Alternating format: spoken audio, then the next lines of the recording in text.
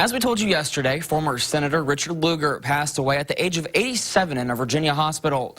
He was described as a loyal conservative and former Rhodes Scholar, but he was more than that. Fox 55's Caleb Saylor has more on the life and legacy of Richard Lugar.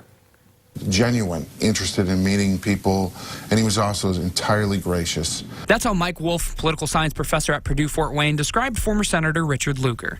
After his passing, more kind words came in from around the political world, heaping Lugar's praise. A career that spanned more than 3 decades, Lugar worked with Republicans and, if needed, Democrats to make sure Hoosiers and Americans were kept safe.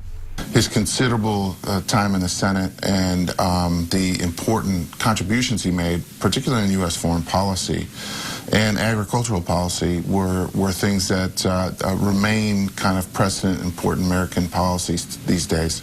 He's most well known for the Cooperative Threat Reduction Act, a program authored by him and Democratic colleague Sam Nunn of Georgia to help with the removal of nuclear weapons from the former Soviet Union. But back home in Indiana, he helped make sure Hoosier farmers were getting things like access to ethanol fuel to help with cost reduction. A figure like him, he was very important in kind of making sure that the values and the importance of the different agricultural interests of Indiana kept moving forward. He was also a big proponent of educating, mentoring, and shaping future leaders.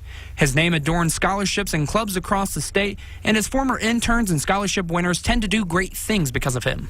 They're Fulbright Scholarship winners, lawyers in big cities, legal counsel for international corporations, and it can be traced partly back to the type of person Richard Lugar was.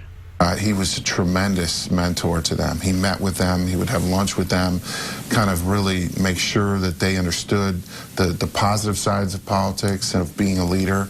And so those students that took advantage of that, they ended up, learning so much about Washington, so much about leadership, and so much, about how you can make a difference. In Fort Wayne, Caleb Saylor, Fox 55 News.